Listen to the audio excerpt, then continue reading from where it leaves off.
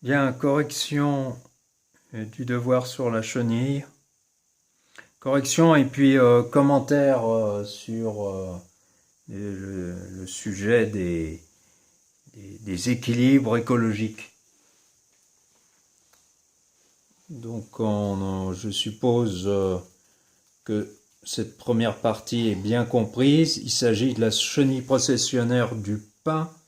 C'est un animal que l'on connaît dans notre région parce qu'elle est bien présente au Ventoux. Il est bien écrit ici qu'elle s'attaque au pin. Non, parce que j'ai des élèves qui s'imaginent, j'en ai quand même plus d'un, quelques-uns, qui pensent que la chenille va attaquer tous les arbres. Non, c'est bien clair, hein, c'est la chenille du pin. On a la chance ici de la connaître. Si on ne l'a jamais vue, eh bien on connaît au moins ces cocons blancs au sommet des arbres, de pin, toujours de pin. Alors on dit qu'elle est dangereuse, elle cause des allergies, des inflammations, et surtout, et ça c'est pas écrit, mais elle est dangereuse pour les chiens. Voilà, donc première question, déterminer comment évolue l'aire de répartition de cette espèce et proposer une hypothèse pour expliquer ce phénomène. Alors là, gros problème, à peu près dans toutes les copies, évolue l'aire de répartition. Alors qu'est-ce qu'une aire de répartition? On n'a pas vu ça en cours. Une aire, c'est un espace. En tout cas, ici, c'est une surface. Hein. Répartition, c'est là où elle se développe. Il ne faut pas faire comme un petit sixième qui me dit une aire, c'est là où on s'arrête sur l'autoroute. Bon, c'est assez limité ça. Hein. Évolue. Alors si ça évolue, soit cet espace où peut vivre la chenille augmente, il peut diminuer, il peut stagner. C'est ça que l'on veut dire par évoluer.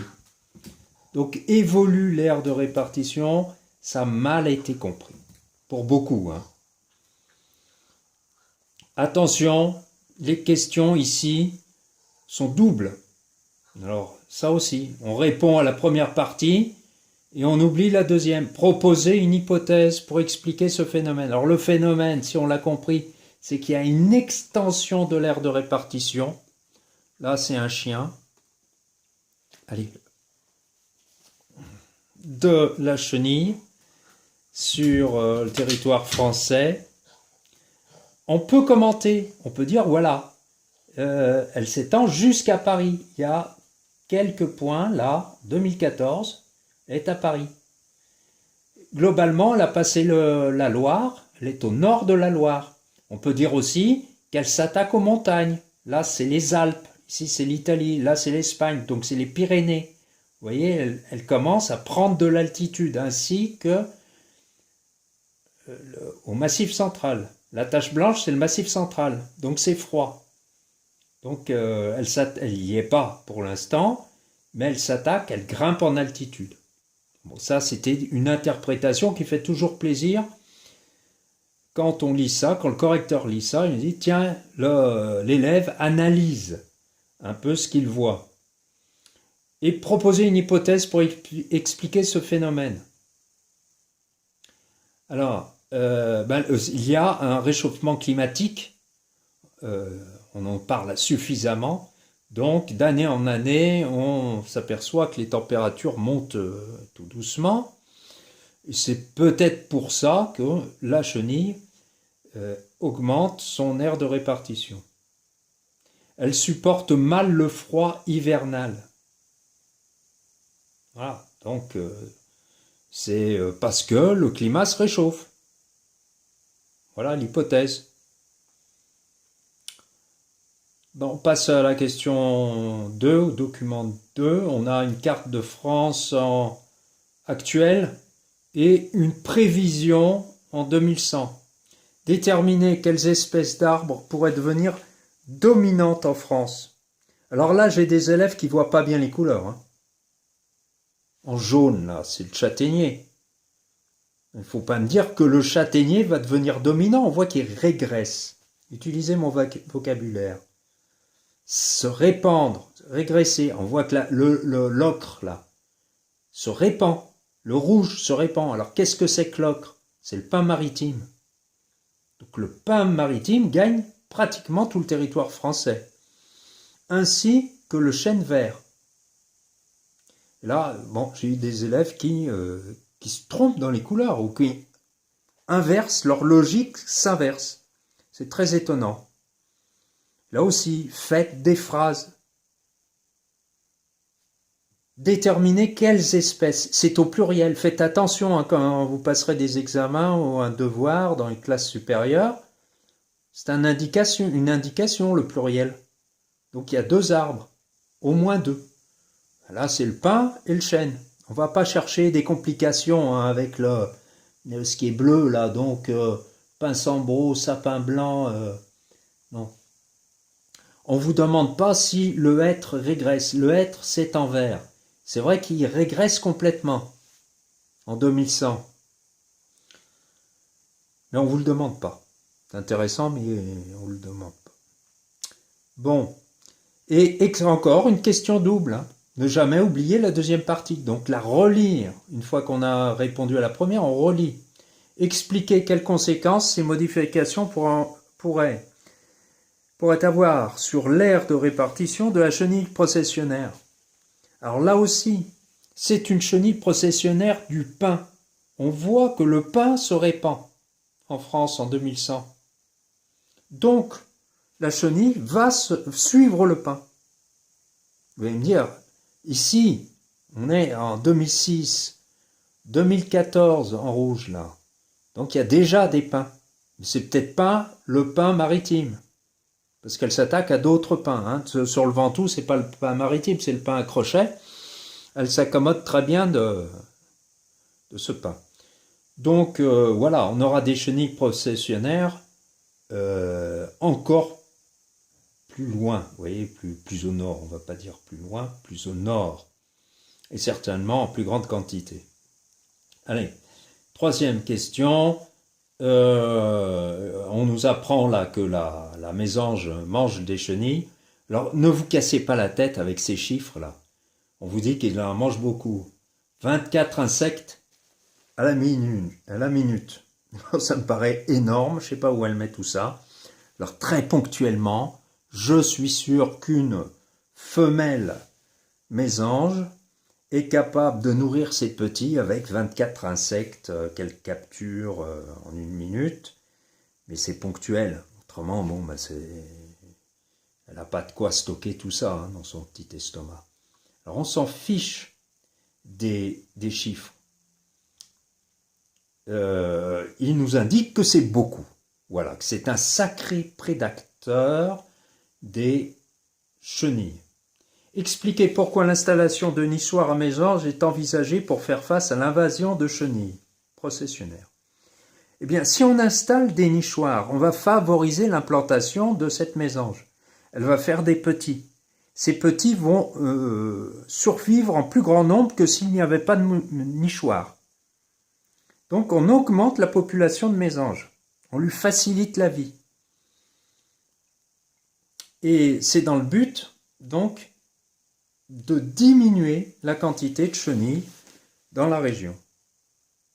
Précisez comment est appelé ce type de lutte. Alors là, ne vous cassez pas aussi la tête. Hein. C'est une lutte biologique, mais si vous marquez, c'est une lutte naturelle, c'est une lutte écologique, c'est très bien. À l'opposé de cette lutte par un autre être vivant, il y a des luttes artificielles. Traditionnellement, pour tuer des insectes, on utilise des produits chimiques, des insecticides. Donc ça, c'est une lutte bio. Alors maintenant, une petite critique sur cet exercice qui ne me plaît pas tellement. Bon, c'est un entraînement, on s'entraîne. Hein. Ben, là aussi, si c'est pour vous faire comprendre que l'homme agit trop sur la nature, c'est ce qu'on veut vous faire comprendre. Voilà, l'homme est la cause du réchauffement climatique. Très bien. Il réchauffe le climat comment? En brûlant des énergies fossiles. Je vous rappelle que les énergies fossiles, c'est le pétrole, le gaz et le charbon. Ça dégage du CO2, ça réchauffe la planète, c'est une catastrophe. Très bien. Mais attention,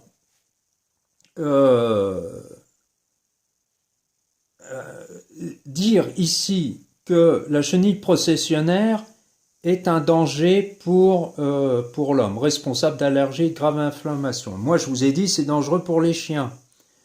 Le forestier, le propriétaire d'une forêt de pins, lui, il va dire, attention, moi, ces chenilles, elles me font perdre de l'argent car elles causent une diminution de ma production de bois. Donc on voit que l'homme aussi, là, intervient dans un cycle naturel, parce que la chenille était présente sur ces pins bien avant que l'homme soit sur Terre, bien avant que l'homme soit dans ces régions-là, en tout cas. Donc c'est un cycle naturel que l'on voit là. On vous dénonce, on vous fait croire qu'un cycle naturel, eh bien, il faut absolument que l'homme agisse dessus. Donc il y a une contradiction là. Soit il ne faut pas agir sur le climat, mais il faut agir sur les chenilles. Alors moi non plus, je ne suis pas content de me promener en forêt quand il y a des chenilles processionnaires, surtout avec mon chien que vous avez vu tout à l'heure, parce que c'est vraiment dangereux pour les chiens. Là, ça les tue net. Hein. Ils étouffent, leur gorge gonfle, ils étouffent et on n'a même pas le temps d'aller chez le vétérinaire. Donc je considère que c'est un problème pour moi. Je préfère faire demi-tour que interagir sur ce cycle naturel. C'est une interaction écologique entre la chenille, le pin et les prédateurs de ces chenilles, c'est-à-dire les oiseaux. C'est un équilibre naturel. Et là, on vous explique qu'il faut aussi intervenir dans cet équilibre naturel. Premièrement, pour pas que les touristes se fassent embêter par cette chenille, pour que la production de bois soit sauvegardée. Donc voilà, encore les besoins humains. Je suis un donneur de leçons là, mais je vous laisse libre de penser ce que vous voulez. Mais il semblerait que l'homme agisse trop sur la nature, en tout cas on le voit avec le climat.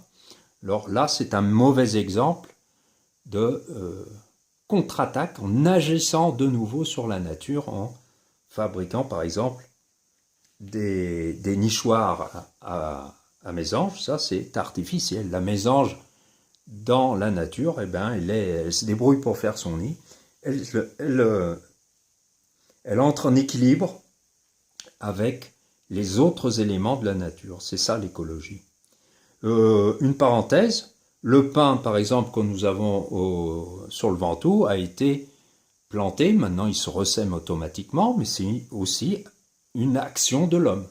La progression du pin maritime sur toute la France, probablement qu'elle se fera aider par l'homme. Hein, vous savez pas que c'est Napoléon III qui a planté la forêt des Landes. C'est une immense forêt qui est destinée à la production du bois, d'un bois pas cher, bois pour faire des lambris, pour faire des poteaux télégraphiques, téléphoniques. Et ça aussi, c'est artificiel. Bon, voilà, c'était la correction. Vous aurez une correction papier aussi. La correction, plus un peu de cours et une discussion sur l'homme et la nature. Et faites fonctionner votre esprit critique. Et bon courage surtout.